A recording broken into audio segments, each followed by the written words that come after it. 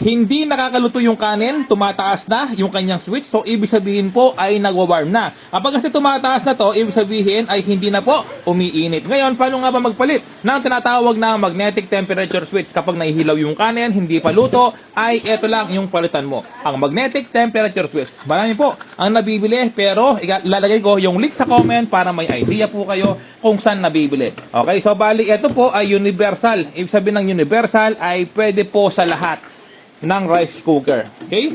So, iba po talaga kapag job prepare man, no? Useful yung mga video. Ayan, at least, nakakapanood na po kayo, nalilibang ka na, at meron kang natutunan. Okay? So, bali, kahit po suspended ang aking account, tuloy-tuloy pa rin ako sa pagbigay ng tips at basic demo tutorial, no? Gusto ko po talaga makatulong po sa inyo kahit konting bagay lang.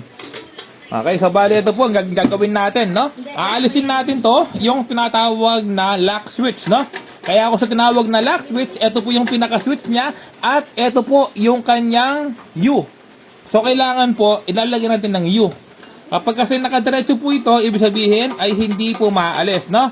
Ayan po, napakakalawak na. Ibig sabihin, makalawak din yung sa loob na. Kasi may magnet po sa loob yan. Okay? Ayan po, na-fried na siya. Tapos, ang gagawin po natin ay long nose.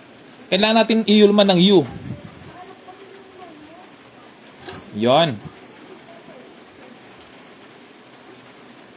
Ngayon, subukan natin ilabas. Kailangan po, naka-U po yan, no?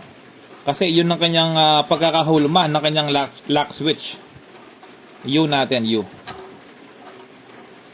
Kailangan po talaga may long nose kasi mahirapan po kayo kung wala, no? Ayan, no, mga ka-repairman, tanggal na, no? Ayan, no? Ayun. Ayan po, tanggal na siya. Okay, kapag tanggal, ayan po, tanggal na sa pagkakala. Kapag tanggal na, alisin natin yung tatlong lock. 1, 2, 3. Diretso lang natin yan, no? Gamit tayo ng long nose o kaya plier. Ayan. Kapag kasi nakadiretso po yan, maalis sa pagkakalak. Tapos mahuhulog. Ayan, no? Nahulog. Galing ko talaga, no? Mga ka-repairman, wag na po natin naalisin nito. Yan po kasi yung matibay na holder ng magnetic temperature switch at makapal yung kanyang pagkakabakal. Okay, so balik gagawin po natin ay... Sandali, nahulog po yung... ito, papakita ko lang. Ito po yung sira. Ayan, no, makalawang na. Ibig sabihin, pati sa loob ng magnetic ay makalawang na, no? Kaya hindi na po siya accurate. Okay? Ang gagawin po natin, ito po yung bago. No, bago po ito, brand new. Ayan, tapos gagawin po natin, kukunin natin na sa loob, no?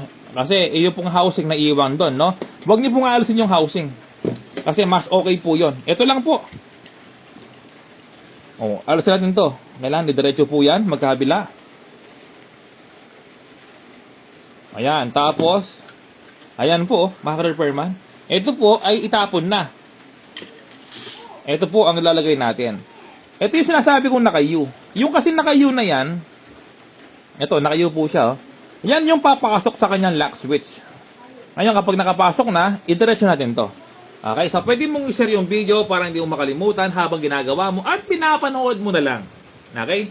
So, thank you po mga repairman, no, sa mga solid followers po natin. Pasensya na po sa mga hindi ko ma-replyan kasi sobrang dami po. No, 2,000 po araw-araw yung mga nagtatanong po sa atin kaya hindi ko po kayong kayang replyan. Ayan, no? Ayan po. Pasensya na po, no? Kasi sobrang dami po talaga. Okay, so bali, ang pwesto po ay ganito, no? Kailangan pong itapat natin dito yung lock niyan, tatlo. Tsaka po dito, kailangan naka-U. Ayan po, ganyan po dapat yung kanyang pwesto. Yung U. Tapos yung lock na tatlo, no? Ipasok po natin dito.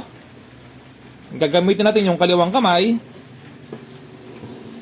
Pagkapasok, doon natin ipapasok sa butas.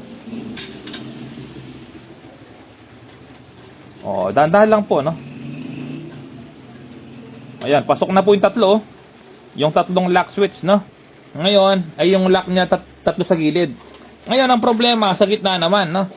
Paano nga ba ilagay sa gitna? O kailangan po, ayan, no?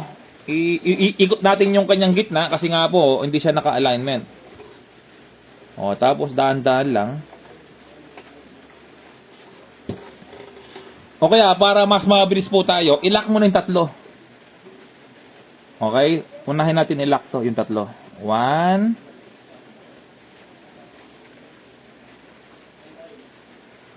2, 3. Ayan po, yung tatlo nakalock na, no? Ngayon, ipapasok natin yan sa gitna, no? Ito yung lakman sa ilalim. Ayan, mga repairman, pasok na, oh. Kapag hindi siya lapat, hindi siya hulma, kailangan mo siyang ikot. Ikot mo lang gamit ng long nose.